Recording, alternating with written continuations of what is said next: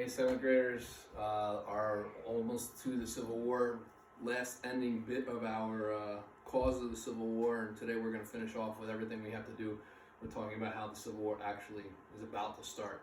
A couple notes: some of you guys still aren't really doing anything. Some of you guys are barely you're viewing the assignments, but you're not doing them, and I can see that. But you'll see that when you get your assignment this week, because I kind of put it out there to tell you that that's what happens. So. We talked about all the different things that were going on with, Dred Scott and all the different things racially dealing with the beginning parts of the Civil War or the leading up to the Civil War, the causes of the Civil War. This last thing we're going to talk about is really going to be the straw that breaks the camel's back, so to speak. Republicans are going to be a new political party. And in the 1850s, they're born. 1858.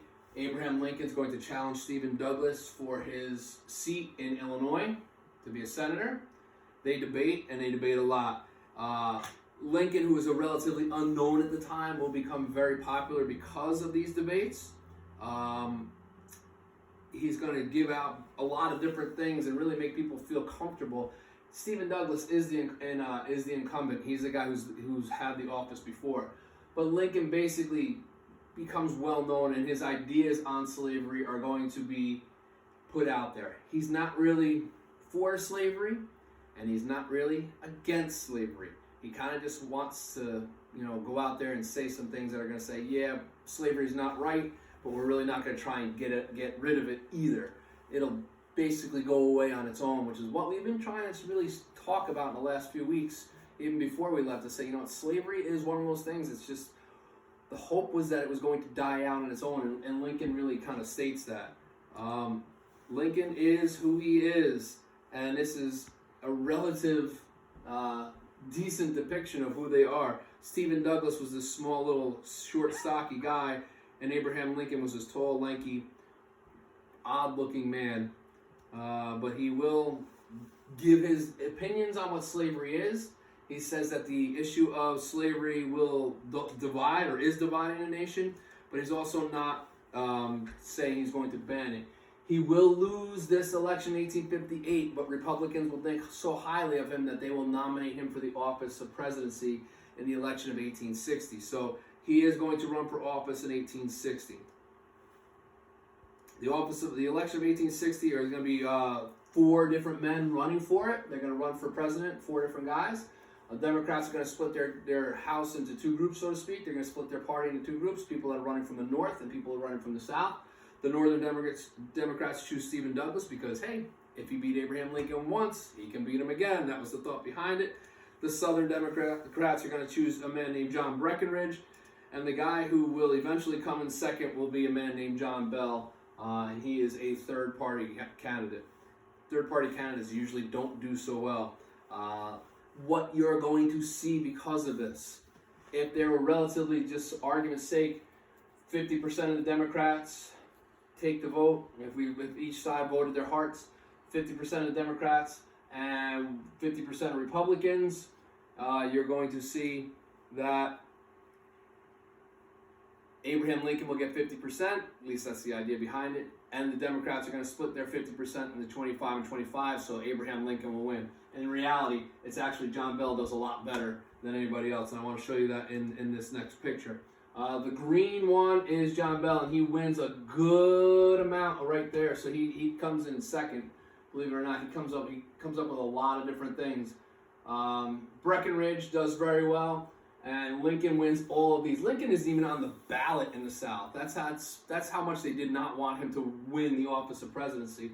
But he wins the really populated states up north, and when you have the when you have the Southerners splitting their votes between Southern Democrats and Northern Democrats and who's going to win, there's not even a chance that the Democrats are going to win. So Lincoln wins because the Democratic Party split in 2, and he got all the Republican votes, and the Republicans swept the North, and that's really why he wins. Okay, and that's really what it is. So the Democrats split their votes between the North and the South. The Southerners feel that they have no choice now. They've lost. They don't like what Abraham Lincoln stands for. They don't like Abraham Lincoln at all. And they feel that in a sign of protest that they're going to leave the Union. They're no longer going to be part of the United States. And the first state to do that on December 20th of 1860 is South Carolina. They secede from the Union. They will no longer be part of the United States. What are they part of? Well, they're the state of South Carolina. Maybe they're going to form their own country. As of right this second, we don't know. Okay, that's the idea behind it. South Carolina already had that inkling 28 years prior to this during the Tariff of Abominations. That's why I told you before that they were ready to leave. South Carolina is itching to get their way at all costs. And now with Abraham Lincoln being elected, oh, he's going to end slavery. Oh, he's going to do all this. And that's not really what happens, okay? In February of 1861, Alabama, Georgia, Florida, Louisiana, Mississippi, and Texas. Oh, I didn't put a comma in there. There's a comma right there. Louisiana, Mississippi, and Texas all secede as well. So there are a few states that are still there that have not left, but we will talk about them when we really start talking about the cause and start of the Civil War. Okay? Virginia will leave, but it will not leave by February. Virginia will leave a little bit later when they start to realize, hey, wait a second, something's going to happen, and they're going to have to come through Virginia, and they get all bent out of shape. So, in 1860, the Confederate States of America are formed by all of the states that left. We've talked about what a confederacy is under the Articles of Confederation. We hopefully realize, or you should hopefully realize, because I know it, but you should realize that a confederacy does not work. There is not a strong enough central government, so they're going to be arguing amongst themselves. A man named Jefferson Davis will be named president of the Confederacy. He had some experience before this. He was Secretary of War prior to this, which would be Secretary of Defense now.